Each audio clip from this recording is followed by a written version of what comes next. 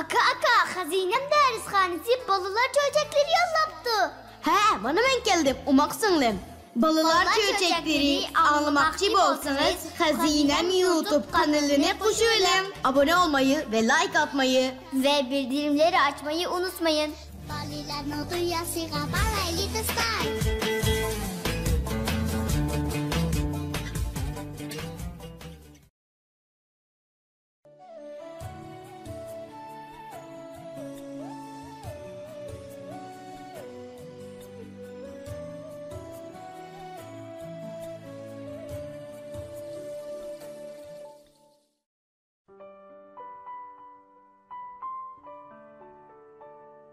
Do'stlar, kechlikinglar xayrli bo'lsin.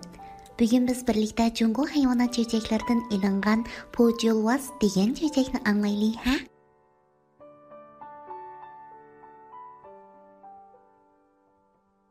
Yolvas bir kichik qushning qishig'i kelib, uning erkin yayrab naqsh etib, usul o'ynayotganligini ko'ribdi. Hey, ovoq batbashira, nimaga to'lab sayrayotsan? Qudurting yesa, men bilan musobaqa qilishib boqmamsan? Dabdu Yolvas kichik qushni ko'zga ilmagan holda. Sen nemishqa kishning xalqancha mazoq qilasan? Dabdu kichik qush g'azablangan holda. Undaq bo'lsa mayli, biz yoqda usul o'ynab musobaqa qilishaylik. Buning nim bo'lmaydigan yeri bor. Usul o'ynasak o'ynadik. Deb javob beribdi Yolvas. Kichik qush o'zining tetik chaqqan basti bilan shoxlarning ustida sakrab usul o'ynashga boshlabdi. Yolvas kulimsirgan holda soqolini silab qo'yibdi-da, daraxtga yamishib chiqib, birli irg'ib shoqqa sakrabdi. Yolvas degan nadimi shoxni tuta olsin? Güp qilib, to'rt puti osmonga bo'lib, toshning ustiga o'ngda tushibdi-da, dod faryod qilib varqirab ketibdi. Yolvas o'rmonlikdan chiqib, etizlikqa ketdi. U etiz qirda obdobsinib yotgan bir qarg'u chashqani ko'rib qopdi. Voy, dunyoda mushundoq puti yo'q narsalar bo'ldi ekan. Dabdu Yolvas qarg'u chashqani zangliq qilib. Sen qoqni to'limi bo'za qilib ketma. Dabdu qarg'u chashqan. Undaqda biz odamlar orasidan yugurib o'tib musobaqa qilishib boqaylik. Qani kim tayoq yemaydi? Ma'qulmi? Qarg'u chashqan odamlar orasidan yugurib o'tibdi. Odamlar uni tutmoqchi bo'lib qo'g'labdi. Qarg'u chashqan chapdastlik bilan odamlarning putlar orasidan o'tib qochib ketibdi. Yolvasmo odamlar orasidan yugurib o'tibdi. Odamlar qaltaklarni ishqa selib, uni g'azab bilan qarshi oldi. Yolvas taza tombalanib to'yg'ucha tayoq yapdi. Tez yugurmagan bo'lsa, oldi burunlar tayoqda o'lar ketdi. Tayoq zarbisidan so'lishib ketgan Yolvas quyrug'ini so'rab, oqsigan holda qarg'u chashqanni qo'g'labdi. Yolvas ming taslikda qarg'u chashqanni qo'g'lab yetibdi. U qarg'u chashqanning putini ko'rsatib turib, "O, bu nima?"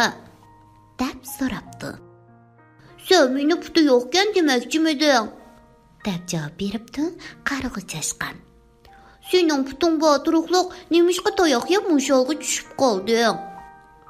Yolvas qarg'u chashqanning masxara qilganligiga g'azablanib, qarg'u chashqanni yevatmoqchi bo'ldi. Ammo qarg'u chashqan xiddidan qochib ketibdi. Yolvas intayin rasvo bo'lgan holda loy ko'lchikining yanida hasirab yetibdi. U loy ko'lchikining ichidagi qulolini ko'rib, bayqi ikki qitimliq savoqni unutib qopdi. "Voy onam-ey, dunyoda seningdek sat narsadan yana birini topqilib bo'lmoqdak. Tomoq yeyishga og'zing, otga minishga puting yo'qkan.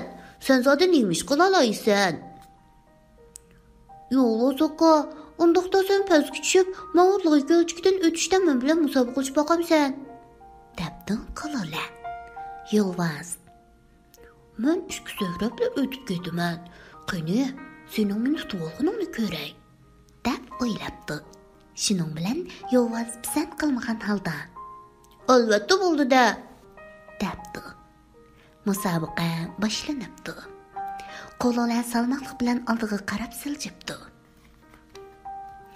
Yolvaz çoqum besib tushiman deb o'ylab butun kuchi bilan loy ko'lchigiga sakrab tikan, loyga betib qapti. U putini tortib olay degan siri shuncha cho'nqur betib ketibdi. U qo'lining o'zini o'tib ketay deb qolganligini ko'rib, butun kuchi bilan bir sakrab tikan, teg'imi cho'nqur betib ketib, eng oxir faqat beshili ko'rinib qapti. Qo'llar qirg'oqqa kelib bo'lib, kayniga burilib yo'lvozga qaragan chaqda, patqoqning ustida bujuldab chiqayotgan ko'pikdan boshqa yo'lvozning soyasimi ko'rinmabdi.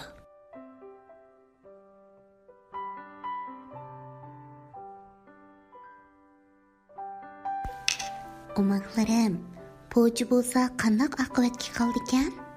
Yo'lvozdek oqibatga qoldi ekan-na? Shuning uchun biz bu cho'chakdagi po'chi yo'lvozdan ibrat elib, kamtar, kichik bil, aqlli bolalardan bo'laylik, ha? Men ishinaman, mening umaqlarim cho'qim qalalaydi. Kech bo'lib ketibdi. Amiz bugun baldur uxlanglar, ha? Atimi shu vaqtda ko'rishaylik.